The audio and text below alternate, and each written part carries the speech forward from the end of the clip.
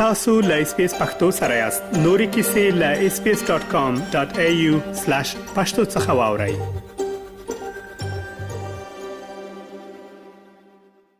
بلال خان ستړی مشي او مننه چې د مرکې لپاره د وخت راکړ. مننه، خیر اوسئ، خوشاله اوسئ، زما سره مو مرکه وکړه.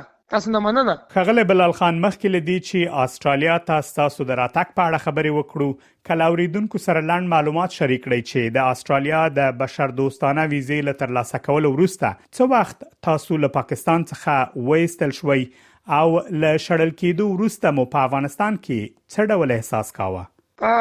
2015 کال د اگست په 16 تاریخ باندې ماته د یونیسیار په مرسته د استرالیا حکومت بشردوستانه ویزې راکړې.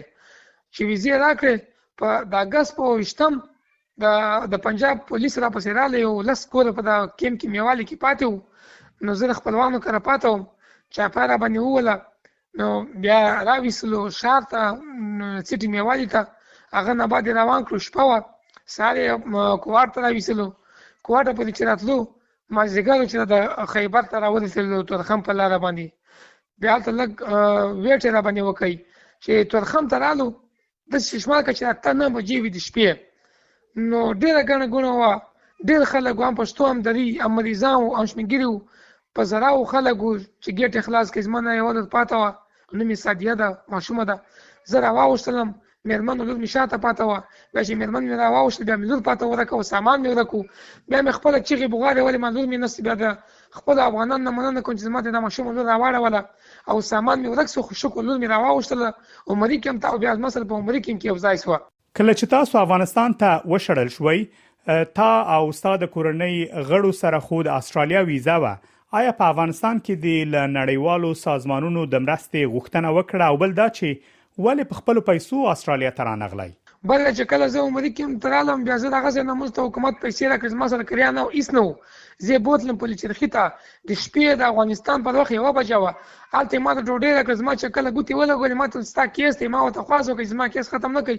زه د پاکستان حکومت زه راواړولم، زه نه پرېښودلم. ما سره استرالیا ویزې وي، ما ته وخت رانه کوي. بالا ما ته وویل چې که چېرې شتمن یې خو ځان اسلام آباد ته ورسوه، که غریب یې که موږ ته انتظار کړه نو وخت به ولګي. بیا زما نه انټرویو وکړه په هغه دفتر کې د یونیسیار، او بیا زما سره څه نه څه بشري مرسته وکړه. زما ایمیل یې واخیستی. نو بیا زه چې نو کندوز ته رالم، کندوز کریا هم راکړه. بیا په 2 ورځ ما ته کندوز ته زنګونه راغله. بلال خان، د افغانستان په کندوز ولایت کې د ژوند څنګه وه؟ په کندوز کې زما دومره وضعیت خراب و چې سهار غرمه ماښام ډوډۍ ولاکه را سره وه، که نه د خپلوانو مې سره ډوډۍ مرسته کوله. هلته خو روزګار مزدوري نه وه. زه د ناروي د کډوالو شورا اناسې ته تللی یم. هلته په کندوز کې یونیسیا ته تللی یم. د مهاجرت نړیوال سازمان IOM ته تللی یم. ودان مؤسسې ته تللی یم. یعنې چې کومه مؤسسه ما اورېدلې ده، ان تر دې چې د ملګرو ملتونو چې کومه سیاسي استازولۍ انعامه، هغه ته مې خپل شکایت ورسوی. هم متاسفانه هېچا زما سره هېڅ نوه مرسته ونه کړه، همکاري یې ونه کړه. بلال خان، تاسو وویلې کله چې تاسو افغانستان ته واستول شوئ نو هیڅ چا در سره مرسته ونه کړه. په ملبورن ښار کې میشتو افغانانو بیا څنګه پیدا کړې او څنګه یې مرسته در سره وکړه؟ که لږ را سره پاتې شئ چې کله زه رالم، ما اول هلته چا نه اورېدی، نه حکومت مرسته کول، نه ادارو کول، نړیوالې مؤسسو. بیا BBC ما ته یو رپورټ جوړ کړی و. بیا په استرالیا کې کوم افغانان چې لکه ولفت ورور و، هغه ملګري قدرت و، د هغه ملګري امیردین و، دې زما ویډیو وکتله. ستاسو په شمول زما ویډیو چې وکړئ، بیا زما سره پاسپورټونه هم نه و، نه مې جوړوی. زما سره کومک وکړئ، پیسې راولېږه، هلته ما پاسپورټونه جوړ کړل.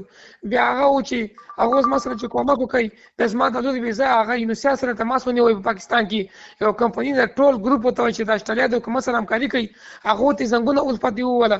بیا زموږ نوې ویزې په پاسپورټو صادره کړې. ما لور د بغیر د بایومټریک نه زما د لور ویزا راغله. او بیا زه د یکشنبې په ورځ باندې د مازدیګر په 9:30 بجو زه راوویستلم. ما د ټکټونه په انلاین راواستول. همدغه افغانان ورنه وو چې راله ما ته د شپې په 1 بجه باندې دغه الفت د ملګري ولاړ و. شپه وه، ډېر سخت یخ و.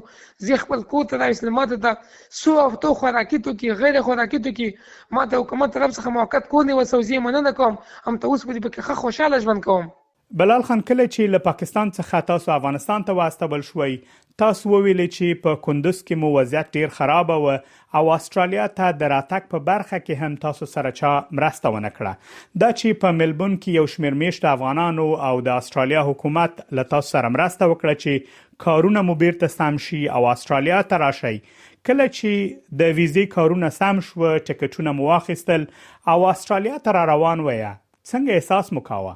ما زه چې کله ما سره ویزه و د استرالیا، کله چې د پاکستان حکومت ما وخوله، ما نو سیاده زنګونه وول، هغه موږ بیا وسیو پاکستان حکومت سره خپل ویزه مونږ خپل ویزه هم نه ورکوله، ډیره ګرانه او چاته ورکړې وای کنه، هغه اچا په واس کې نو زه چې دغه تورخم ته رالم مزګار نه په لیدو چې لا د دورازین لري وکنه، نو دا شاته چې مې کتل ډیره زوړ راکوي شرر ما دونه خدا پاکه نو ژوند امید را کړو، هغه هم داسي کیسه سره وشوه چې کله راوښتم زه مې صبر فمال وسونه رااله کنه، هغه د مجرد سټیټس تیم ختم شو کنه، به د خدای مهرباني و بیا ما ته بیا نو سارم زنګونه ول، خو هغه چندان زما کار جدي ونی وي، بل چې کله په استرالیا کې د افغانان الفت ته د ملګری خبر سول، ماشاءالله په یو مش کې مې دنه دومره کار تیسو، ما کاش کې مې و مش نورم کار ځندل وای چې کله ما باندې غږ وسی کله د سی ورختا سم خوشاله نه پویدلم، خدای لاله چې ډیره و نه پویدلم، خو نه جاز دلو نو د جاز سفر دلو ما خپل نه ولل کنه د جاز خیر لګ وګدا و لګ بیرېدلو په جاز کې،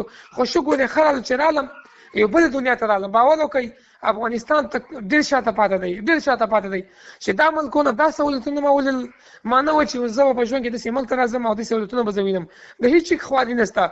مننه کوم د استرالیا د حکومت څخه چې زما سره همکاري وکړه، مرسته وکړه، دغه افغانانو د الفت د ملګرو نه مننه کوم چې ډیر کوم کاری زما سره وکړه، هم دغه برکات زه د وطن ته رالم، باور وکړه زه سترګې شي نه وینم، خو زه خپل دومره خوشاله چې خپل مې زړه تک ورته کوي، خپل مې زړه په دې په دغه عمل کې خلاص دی کولاو دی، خاصه مې بچا مې ډیر خوشاله دي. بلال خان، کله چې ته په افغانستان کې وي او کارونه د نو سم شوي، مال تاسو سره یو مرکه درلوده، په هغه مرکه کې تاسو راته ویلي و چې د خپل ماشومانو د راتلونکو په اړه اندېښنه لري.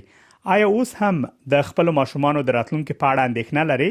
بله هو ما واستایو مرکه کړی او زه په کندوز کې هم په کور کې وم، ما دا اندېښنه و یو خو مې دلته بچان ډیر مریضان دي، معذور یم نه، نو دا بچان تعلیم دونه اندېښمنه مال دا یو زوی مې د نقیب الله تکلم دی، دغه مې هغه وخت ویل حالات مې خواست کوي چې داسې وطن ته مې بوله چې دغه بچی چې د سترګو ډاکټر کم کنه، دا نور بچا مې تعلیم کې د خپل ژوند روان کی او خزه مې جوړ شي علاج زما مې علاج شي، مونږ هم په دې وطن کې یو شی زده کوو، تعلیم وکړو، خو دا مېرمن مې دا بچا مې به تعلیم وو، نو دلته چې رالم شکر الحمدلله، امید لرم چې زما بچا مې تعلیم وکړي، زما زوی به ډاکټر سي، د سترګو زه به دې عادت ته رسم، او زما خپل علاقه چې ده کنه د ژورنالیزم څنګه سره علاقه ډیره لرم، ځکه چې پاکستان کې زما د ډېر شوق و، زه راځو اوسم ګورم، ما خپل ځان سره راوړې ده بي بي سي راځو، ازادي راځو، ماشاءالله د ډیول د زما کتل زمینوال یم، زم دا کوشش کوم چې ځان یو ژورنالیزم جوړ کړم او په دې بخش کې کار وکم. بلال خان، ډیره زیاته مننه چې د مرکې لپاره د وخت راکړ او استرالیا ته د راتګ کیسه د لاوریدونکو سره شریک کړه.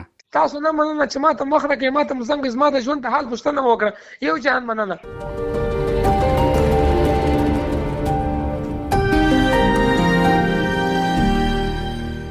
قدرمن اوریدونکو، په ملبون کې میشت افغان صفت الله الفت هم را سره خپل کیسه او معلومات شریک کړي چې څنګه د بلال په اړه خبر شو او څنګه یې استرالیا ته د هغه د راتګ په برخه کې مرسته وکړه.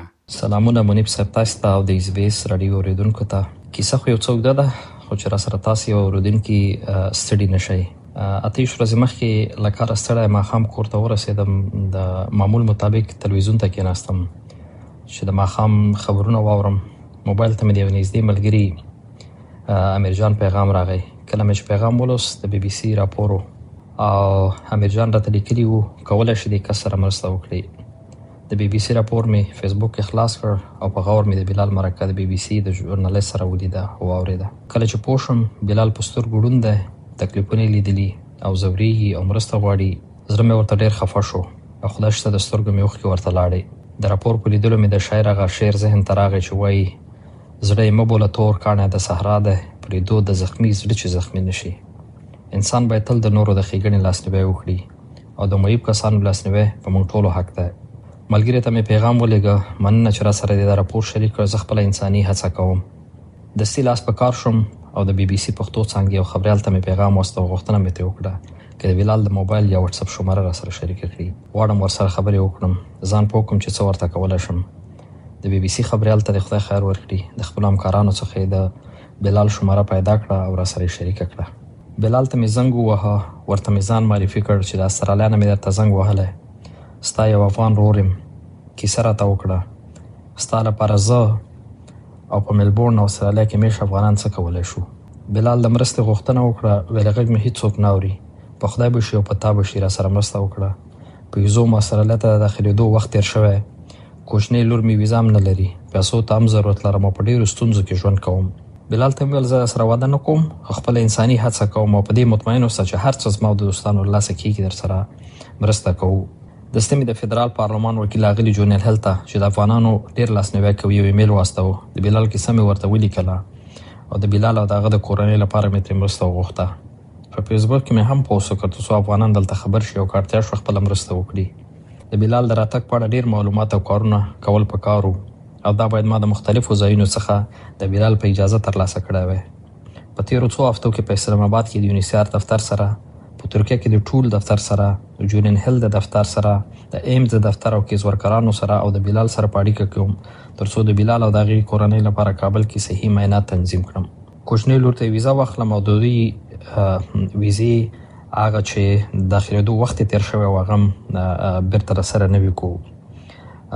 همدارنګه هم ورته د دې ځای نه پیسې حواله کړې ترڅو دوی د کندوز نه کابل ته سفر وکړي او هلته د دوی لپاره د ډوډۍ بندوبست او په هوټل کې د پاتې کېدو او ترانسپورټ هغه چارې ورته تنظیم کوو.